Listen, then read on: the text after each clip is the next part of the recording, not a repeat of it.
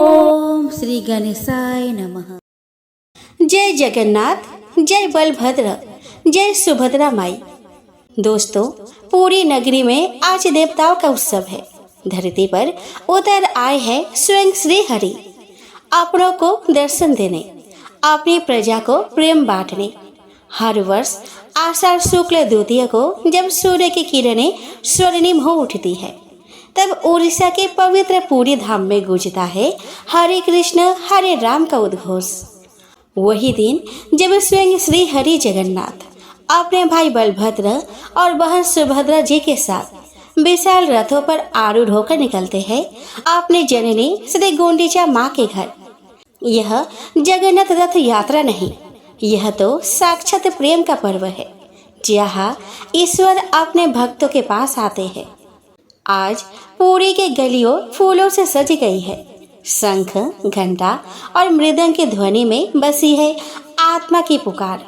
हर भक्त की आंखें निहाल है, क्योंकि आज ईश्वर स्वयं रथ में विराजमान होकर नगर भ्रमण को निकले हैं। वो रथ नहीं, वो तो साक्षात बैकुंठ है। वो यात्रा नहीं, वो तो आत्मा का परमात्मा से मिलन है। हे रथारूढ़ प्रभु जगन्नाथ, जैसे आप भक्तों को दर्शन देने स्वयं निकलते हैं, वैसे ही हमारे जीवन रथ का भी संचालन कीजिए। हमें भी अपने प्रेम रथ पर चढ़ाकर भवसागर पार कराइए। जय श्री हरि।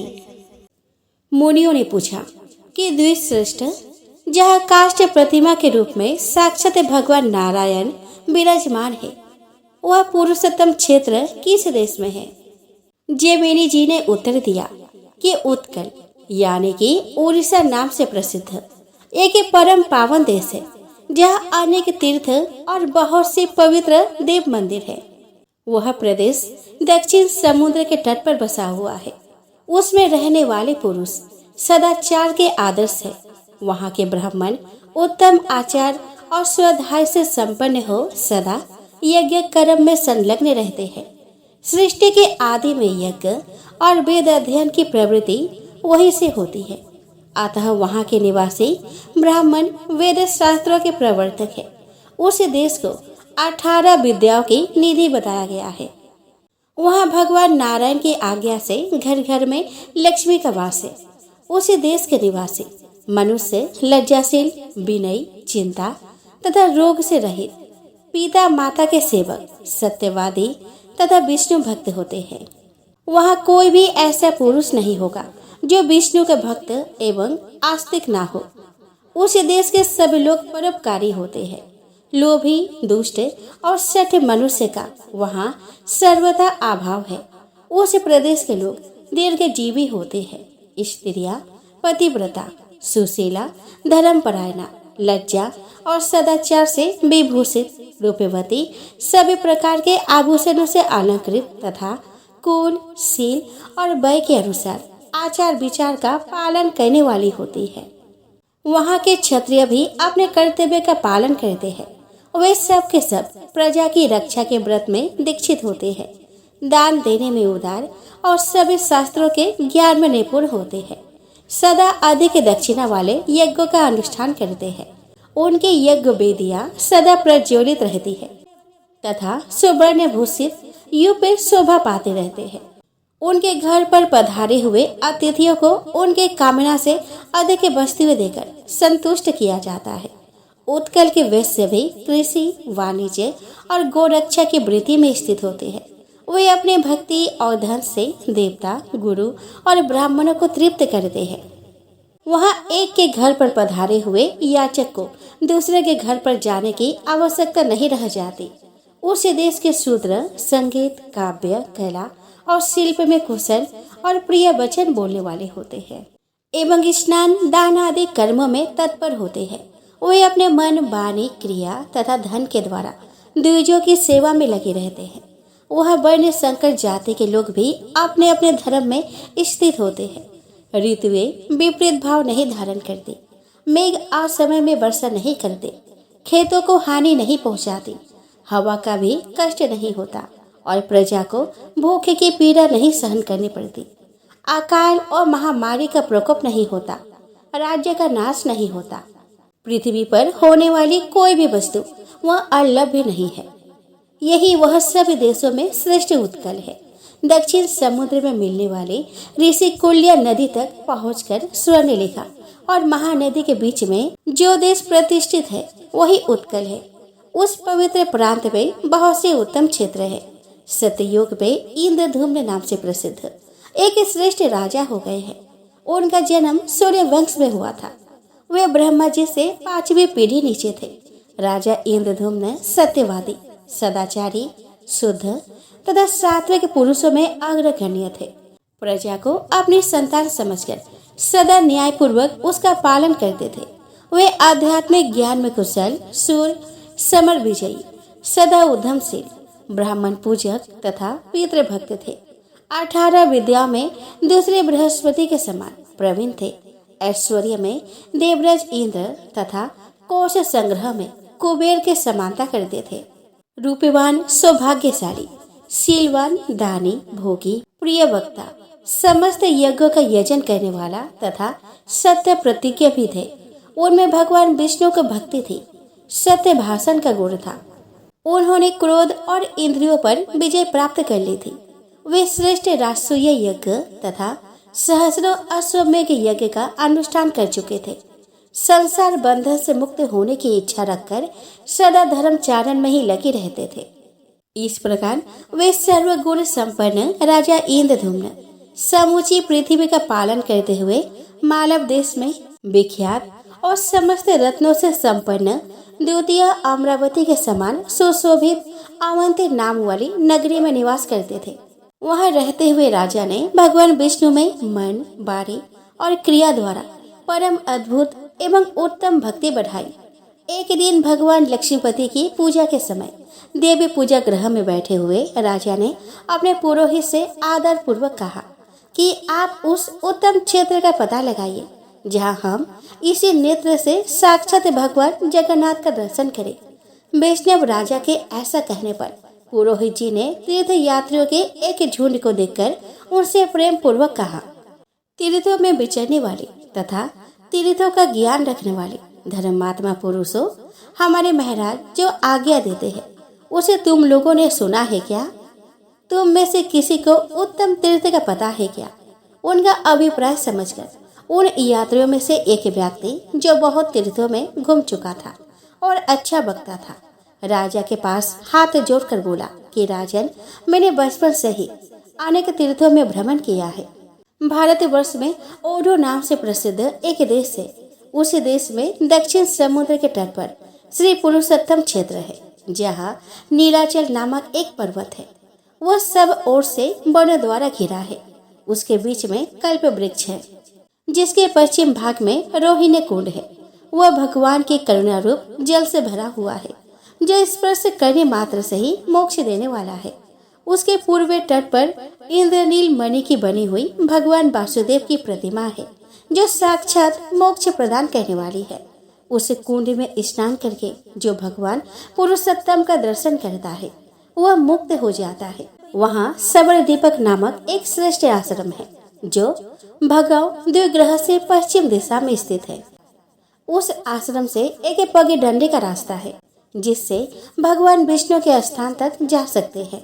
वह शंख चक्र गदाधारी साक्षात भगवान जगन्नाथ विराजमान है। वे करुणा के समुद्र है।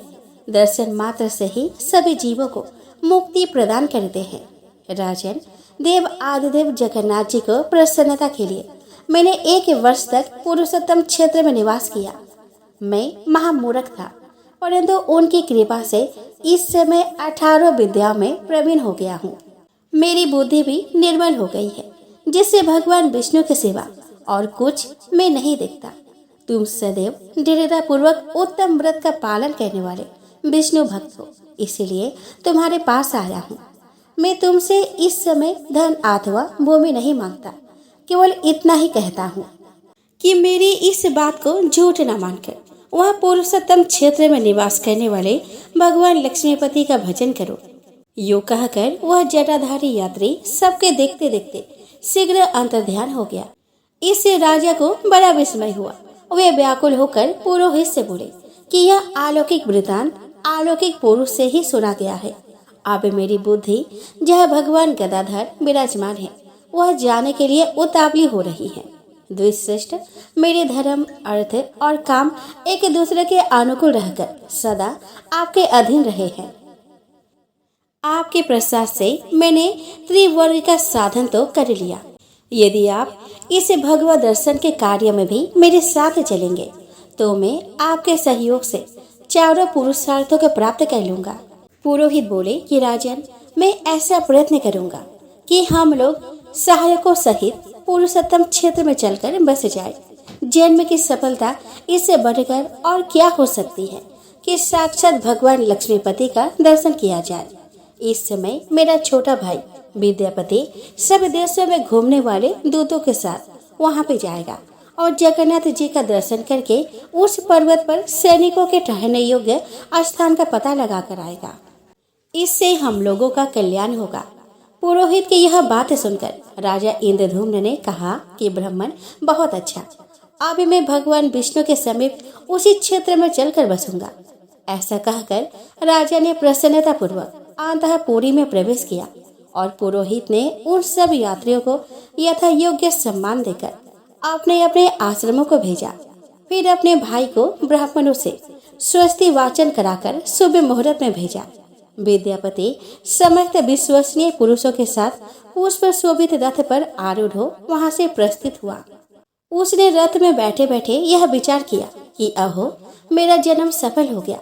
मेरी रात्रि मंगलमय प्रभात का दर्शन कराने वाली होगी, क्योंकि मैं भगवान के उस मुखर बिंद का दर्शन करूंगा जो समस्त पापों को दूर करने वाला है। श्रवण, मनन आदि साधनों से निरंतर प्रयत्न करने वाले साधक जिन्हें अपने हृदय कमल के मध्य विराजमान देखते हैं, उन्हीं भगवान चक्रपाणी को आज मैं नीलाचल के शिखर पर साक्षात शरीर धारण किए देखूंगा, जो शरीर बंधन का नाश करने वाली है। इसी विचार में पड़े हुए प्रसन्नचित्त ब्राह्मणों को रथ के बेग से लांघे हुए विशाल मार्ग का कुछ भी पता न चला। मार्ग में मिले हुए अनेक वन, पर्वत तथा दुर्गम स्थानों को देखते हुए वे सूर्यास्त के समय महानदी के तट पर जा पहुँचे। उन्होंने रथ से उतरकर विधि पूर्वक नित्य कर्म किया और साय संध्या करके भगवान मधुसूदन का ध्यान किया। तत्पश्चात रथ पर बैठे बैठे रात बिताई। सवेरा होने पर शीघ्र ही महानदी को पार किया। फिर प्रातः कालिक कृत्य समाप्त करके रथ पर आरूढ़ हो गोविंद का चिंतन करते हुए आगे को प्रस्थान किया। भगवान के निकट जाने वाली मार्ग को देखते हुए वे एक काल में वन में पहुंचे। उसके बाद कल्प वर्ष से विभूषित गगन चुंबी नीलाचल का शिखर देखा, जो दर्शकों के पापों का नाश करने वाला है। साक्षात शरीरधारी भगवान विष्णु के उस अद्भुत निवास स्थान को खोजते हुए विद्यापति नीलाचल की उपत्यका में जा पहुंचे। अब वे भगवान के दर्शन के लिए अत्यंत उत्कंठित हो गए, किंतु आगे बढ़ने का मार्ग नहीं मिला। तभी भूमि पर कुसा बिछाकर मौन भाव से लेट गए और भगवत दर्शन की सिद्धि के लिए भगवान के ही शरणागत हो गए। तभी पर्वत से पश्चिम भगवत भक्त के विषय में बातचीत करने वाले लोगों की अलौकिक वाणी सुनाई देने लगी। तभी वे प्रसन्न होकर उसी शब्द का अनुसरण करते हुए आगे बढ़े। कुछ ही दूर पर विख्यात शबर दीपक नामक आश्रम मिला। वहाँ उन्होंने वैष्णव भक्तों का दर्शन किया और उन्हें प्रणाम करके हाथ जोड़कर खड़े हो गए। तब विश्व नामक शबर भगवान विष्णु का पूजा समाप्त करके पूजा के प्रसाद से सुशोभित हो पर्वत के बीच से वहां पे आया। उसे देखकर ब्राह्मणों को बड़ा हर्ष हुआ और वे सोचने लगे कि ये श्रेष्ठ वैष्णव है, इनसे मुझे भगवान विष्णु के संबंध में दुर्लभ समाचार प्राप्त होगा। इसी विचार में पड़े हुए ब्राह्मण से शबर ने कहा कि ब्राह्मण, आप कहाँ से इस वन में पधारे हैं? यह वन का मार्ग तो बड़ा ही दुस्तर है। आप भूख के प्यास से बहुत थक गए होंगे। यहाँ सुख पूर्वक बैठिए और दीर्घ काल तक विश्राम कीजिए। ऐसा कहते हुए विश्ववसु ने ब्राह्मण के लिए पाद्य, आसन और अर्घ्य प्रदान किया और विनय युक्त वाणी में पूछा कि विप्रवर, आप फलहार करेंगे या तैयार की हुई रसोई? जैसी आपकी रुचि हो वैसा ही भोजन मैं प्रस्तुत करूंगा। भगवान, आज मेरा अहोभाग्य है, यह जीवन सफल हो गया, क्योंकि आप साक्षात दूसरे विष्णु के भांति मेरे घर पर पधारे हैं। इस प्रकार पूछने पर श्रेष्ठ ब्राह्मण विद्यापति ने कहा कि वैष्णव श्रेष्ठ, फल अथवा तैयार की हुई रसोई से मेरा कोई प्रयोजन नहीं है। मैं बहुत दूर से जिस उद्देश्य को लेकर यहाँ पे आया हूँ उसे सफल करे। मैं अवंतीपुरी के निवासी महाराज इंद्रधूम्न का पुरोहित हूँ और भगवान विष्णु के दर्शन की इच्छा से आया हूँ। राजा ने मुझे यह निवास करने वाले नील माधव श्री हरि का दर्शन करने के लिए भेजा है। दर्शन करके मैं जब तक राजा के पास इसका समाचार ना पहुंचा दूंगा तब तक राजा निराहार रहेंगे। इसलिए आप मुझे भगवान विष्णु का दर्शन कराइए। जयमिनी जी कहते हैं कि ब्राह्मण की बात सुनकर सबर ने अविनाशी भगवान विष्णु का ध्यान करते हुए कहा कि विप्रवर, हमने पहले से भी यह समाचार सुन रखा है कि इस तीर्थ में राजा इंद्रधूम्न निवास करेंगे। चलिए पर्वत के ऊपर की भूमि पर चले। ऐसा कहकर सबर ब्राह्मण को उसी मार्ग से गहन वन में ले गया। ऊपर ऊपर चढ़कर शिला खंडों के कारण ऊंची नीची भूमि पर एक एक मनुष्य के चलने योग्य रास्ता था। वह भी कांटों से भरा होने के कारण अति दुर्गम हो रहा था और वहां प्रायः अंधकार छाया रहता था। सबर बारी द्वारा बोल बोलकर ब्राह्मणों को रास्ते का परिचय कराता चलता था। इस प्रकार 4 घड़ी तक चलकर वे दोनों रोहिन कुंड के तट पर पहुंचे। उसे देखकर सबर ने कहा कि द्विश्रेष्ठ, यह रोहिन नामक कुंड है जो समस्त जलों की उत्पत्ति का कारणभूत महातीर्थ है। यह स्नान करके मनुष्य वैकुंठ धाम में जाता है। इसके पूर्व भाग में यह महान कल्पवट है जिसकी छाया में जाकर मनुष्य ब्रह्म हत्या का भी नाश कर देता है। इन दोनों के मध्य भाग में जो कुंज है उसमें वेदांत प्रतिपादित साक्षात भगवान जगन्नाथ जी विराजमान है। उनका दर्शन कीजिए। दर्शन करके समस्त पाप राशि का विनाश कर डालिए और इसके बाद मैं भव सागर में पड़ा हूँ। इस शोक और चिंता को सदा के लिए त्याग दीजिए। तब विद्वान ब्राह्मण विद्यापति ने प्रसन्नचित होकर उस कुंड में स्नान किया और दूर से ही मन, वाणी और मस्तक द्वारा भगवान को प्रणाम करके हर्ष गदगद वचन में बोलकर उनकी स्तुति की। प्रणव रूपी दिव्येश्वर भगवान विष्णु का स्तवन करके उनके चरणों में मस्तक झुकाकर विद्यापति ब्राह्मण भगवान विष्णु के आगे प्रणव मंत्र का जप करने लगे।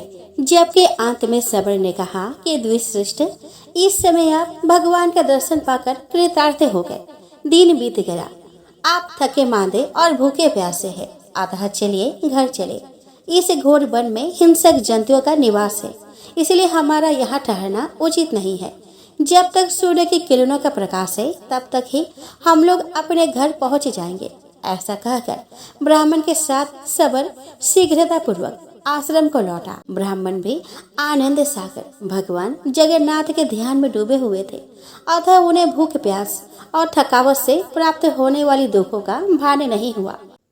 भगवत चिंतन में संलग्न होने से शरीर में उनकी आस्था नहीं रह गई थी। वे शरीर स्थिति से ऊपर उठ चुके थे, इसीलिए कंटक राशि से व्याप्त शिलाखंडों के ऊंचे नीचे दुर्गम मार्ग में चलते हुए भी कष्ट का अनुभव नहीं करते थे। घर आने पर सबर ने ब्राह्मण अतिथि को नाना प्रकार के पवित्र दिव्य पदार्थ देकर भली भांति उनका पूजन किया। तदंतर सबर के दिए हुए राजोचित उपचारों से पूर्णतः तृप्त होकर ब्राह्मणों को बड़ा विस्मय हुआ। उन्होंने चकित होकर कहा कि साधो, तुमने मेरे सत्कार के लिए जो ये अलौकिक वस्तुएं समर्पित की है उनका दर्शन राजाओं ने भी नहीं किया है। तुम्हारे घर में ऐसी दिव्य वस्तुओं का संग्रह आश्चर्य की बात है। सबर ने कहा कि द्विश्रेष्ठ, इंद्र आदि देवता प्रतिदिन दिव्य उपचार लेकर जगन्नाथ जी की पूजा करने के लिए आते हैं। पूजा करके भक्ति पूर्वक स्तुति और नमस्कार करते हैं, फिर गीत वाद्य और नृत्य के साथ भगवान को संतुष्ट करके अपने स्थान को लौट जाते हैं। यह सब दिव्य पदार्थ जगन्नाथ जी के प्रसाद है जो मैंने आपको अर्पित किए हैं। भगवान के इस प्रसाद को खाकर हम लोगों के रोग और बुढ़ापे का नाश हो गया है, जिसके सेवन से मनुष्य मोक्ष का भागी होता है। उस प्रसाद का यदि ऐसा प्रभाव हो तो यह कोई आश्चर्य की बात नहीं है। भगवत प्रसाद का यह दुर्लभ प्रभाव सुनकर ब्राह्मण के शरीर में रोमांच हुआ। आनंद के आंसुओं से उनकी आंखें बंद हो गई और उन्होंने अपने को कृतार्थ मानते हुए कहा कि यह सबर कुल में उत्पन्न मनुष्य प्रतिदिन अविनाशी परमात्मा का दर्शन करता है और उनके प्रसाद स्वरूप दिव्य भोग का उपभोग करता है। इस पृथ्वी पर चराचर जगत में इसके समान भाग्यवान दूसरा कोई नहीं है। इसके साथ मैत्री करके मैं भी इस वन में निवास करूंगा। इस प्रकार दीर्घ काल तक विचार करके भगवान श्री विष्णु में मन लगाए रहने वाले उस ब्राह्मण ने सबर से कहा कि यदि मुझ पर तुम्हारा अनुग्रह हो तो मैं तुम्हारे साथ मित्रता करूंगा। यह मेरे मन का महान निश्चय है। बड़े भाग्य से तुम्हारे साथ समागम हुआ है। अब तुम्हारे प्रसाद से मैं दुस्तर भव सागर को पार कर जाऊंगा। वैष्णव के साथ मित्रता होना दुखमय संसार से पार करने वाला है। इसी को इस असार संसार सागर में सारे वस्तु बताकर साधु पुरुष इसकी सराहना करते हैं। तुम जैसे मित्र के सहवास से कमल के समान नेत्रों वाले शंख चक्र गदाधारी भगवान विष्णु का पुनः प्रत्यक्ष दर्शन होगा। सखे, मेरे लौट जाने पर राजा इंद्रधूम्न भगवान की आराधना करने के लिए यही आकर निवास करेंगे। उनकी इच्छा है यहाँ एक विशाल मंदिर बनवाए जो भगवान को प्रिय है। जगन्नाथ जी की पूजा के लिए सहस्रों उपचारों का प्रबंध करूंगा। यह उनकी महाप्रतिज्ञा है। सबर ने कहा कि सखे, यह भी पुरातन काल से वैसे ही बात प्रसिद्ध है जैसे कि आपने इंद्रधूम्न के आगमन के संबंध में कही है। केवल इतने ही बात होगी कि राजा यह नील माधव का दर्शन नहीं कर सकेंगे। भगवान ने यमराज से एक प्रतिज्ञा की है। उसके अनुसार वे शीघ्र ही स्वर्णमय बालुका में छिपकर अदृश्य हो जाएंगे। आपने महान सौभाग्य के फल से भगवान का प्रत्यक्ष दर्शन कर लिया है। इंद्रधूम्न के आने पर निश्चय ही आंखों से ओझल हो जाएंगे, परंतु यह बात आपको राजा के आगे नहीं कहनी चाहिए। राजा जब यहाँ आकर भगवान को नहीं देखेंगे और अन्न जल त्याग कर मरने को तैयार हो जाएंगे, तब स्वप्न में उन्हें भगवान गदाधर का दर्शन होगा और उन्हीं के आदेश से वे भगवान की काष्ठमय 4 मूर्तियों को ब्रह्मा जी के द्वारा स्थापित कराकर भक्ति पूर्वक उनकी पूजा करेंगे। इस प्रकार परस्पर पुण्यमय चर्चा करके दोनों सुंदर स्थान में पल्लव बिछी हुई सैया पर सो गए। सवेरा होने पर दोनों ने तीर्थराज समुद्र के जल में विधि पूर्वक स्नान किया और भगवान माधव का प्रणाम करके राजा के रहने योग्य उत्तम स्थान का निश्चय करने के पश्चात वे दोनों लौट आए। तत्पश्चात मित्र से विदा लेकर ब्राह्मण रथ पर आरूढ़ हो अवंतपुरी को चले। रथ पर बैठे हुए विद्यापति ब्राह्मण ने यह विचार किया कि मैंने जो भगवान नील माधव का दर्शन कर लिया उससे मेरा कर्तव्य पूरा हो गया। अब श्री पुरुषोत्तम क्षेत्र की परिक्रमा करके शीघ्र यहाँ से लौटूं। ऐसा निश्चय करके वे नाना प्रकार के वृक्षों से भरे हुए क्षेत्र और वन को देखते हुए उस समय उस पुरुषोत्तम तीर्थ की परिक्रमा करने लगे। परिक्रमा पूरी करके भगवान का ध्यान करते हुए बिना खाए पिए चले और संध्या होते होते अवंतीपुरी में पहुंच गए। दूतों ने महाराज को उनके लौटने का समाचार सुनाया। सुनकर महाराज इंद्रधूम्न बहुत प्रसन्न हुए। वे भगवान जनार्दन की पूजा करके विद्वान ब्राह्मणों के साथ प्रसन्नता पूर्वक बैठे और विद्यापति के आगमन की प्रतीक्षा करने लगे। इसी समय प्रवेश मार्ग बताने वाले छड़ीदार सिपाहियों और द्वारपालों द्वारा सूचित किए हुए रास्ते से उत्कंठित पूर्ववासियों के साथ विद्यापति ब्राह्मण ने भगवान नीलमाधव की प्रसाद स्वरूप सुंदर माला हाथ में लेकर राजा के आगे दरबार में प्रवेश किया। उन्हें देखकर राजा सिंहासन से उठकर खड़े हो गए और हे जगदीश प्रसन्न होइए ऐसा कहते हुए उनके समीप गए। तत्पश्चात यूं बोले कि आज मेरा जीवन जन्म और कर्म दोनों ही दृष्टियों से सफल हो गया, क्योंकि इस समय मैं यहाँ प्रसाद माला के रूप में साक्षात माधव का दर्शन कर रहा हूँ। संसार के समस्त पापों का विनाश करने वाली भगवान विष्णु के मस्तक पर चढ़ी हुई इस दिव्य माला को मैं प्रणाम करता हूँ। अश्रु गदगद वाणी से इस प्रकार कहते हुए राजा इंद्रधूम्न ने धरती पर मस्तक रखकर भगवान को प्रणाम किया। उस समय उनके अंग अंग में रोमांच हो आया था। वे विद्यापति ब्राह्मण भी समस्त पापों से रहित हो भगवान माधव का ध्यान करते हुए राजा के सम्मुख उपस्थित हुए और इस प्रकार बोले कि अपने तेज से संपूर्ण लोकों के पापों का निवारण करने वाले परम बुद्धिमान नीलाचल शिखर निवासी भगवान श्री माधव आप पर अनुग्रह करे। यूं कहकर विद्यापति ने वह माला राजा इंद्रधूम्न के गले में डाल दी। राजा ने भी उठकर अपने हृदय पर लटकती हुई माला को देखकर ऐसा माना कि इसके रूप में साक्षात भगवान लक्ष्मीपति ही मेरे हृदय में आ गए हैं। फिर दोनों हाथ मस्तक पर जोड़कर उन्होंने अपने नेत्र कुछ बंद कर लिए और आनंद के आंसुओं से गदगद कंठ होकर श्री हरि का स्तवन किया। इस प्रकार स्तुति करके राजा अपने आसन पर बैठे। उस समय गृहस्थ, ब्रह्मचारी, वानप्रस्थ और सन्यासी सब उन्हें घेरे हुए थे। 18 विद्याओं में कुशल यज्ञ करता ब्राह्मणों के साथ राजा ने बहुत आदर पूर्वक विद्यापति का पूजन किया और अपने सामने चौकी पर बैठाकर आदि से ही कुशल समाचार पूछा। पुरुषोत्तम क्षेत्र के महात्मा, नीलमणि विग्रहधारी भगवान विष्णु के महिमा तथा स्वरूप के विषय में भी प्रश्न किया। तब विद्यापति ने अपने अनुभव में आए हुए सबरद्वीप में प्रवेश से लेकर समुद्र में स्नान करने तक के पुरुषोत्तम क्षेत्र संबंधी समस्त वृत्तांत को विस्तार पूर्वक कह सुनाया। वह अद्भुत वृत्तांत सुनकर प्रसन्नचित हुए राजा इंद्रधूम्न ने कहा कि भगवान नीलेंद्र मणिमय विग्रह वाले भगवान विष्णु के स्वरूप का यथार्थ वर्णन कीजिए। विद्यापति बोले कि राजन, मैं भगवान जगन्नाथ की उस दिव्य मूर्ति का वर्णन करता हूँ जिसे इस चर्म चक्षु से देखकर मनुष्य मोक्ष का भाजन बन जाता है। भगवान की वह मूर्ति बहुत प्राचीन तथा इंद्र नीलमणि नामक प्रस्तर की बनी है। ब्रह्मा, रुद्र और इंद्र आदि देवता प्रतिदिन जाकर उसकी पूजा करते हैं। यह दिव्य माला देवताओं ने ही पूजा में चढ़ाई थी। राजन, यह ना तो कभी मलिन होती है और न कभी इसकी सुगंध ही कम होती है। भगवान के दिव्य उपहार में आए हुए प्रसाद के भक्षण करने से मेरे समस्त पाप छीन हो गए हैं और मैं देवताओं के सदृश अलौकिक तेज से संपन्न हो गया हूँ। क्या आप इस बात को नहीं देख रहे हैं महाराज? वहाँ भोग और मोक्ष दोनों एक ही साथ स्थित है। बुढ़ापा, रोग और शोक आदि दुखों का वह अत्यंत अभाव है। उसी तीर्थ में विकसित नील कमल के सदृश विशाल नेत्रों वाले साक्षात भगवान जगन्नाथ प्रसन्न वदन से विराजमान है, जो शरणागतों को अमृतमय मोक्ष प्रदान करते हैं।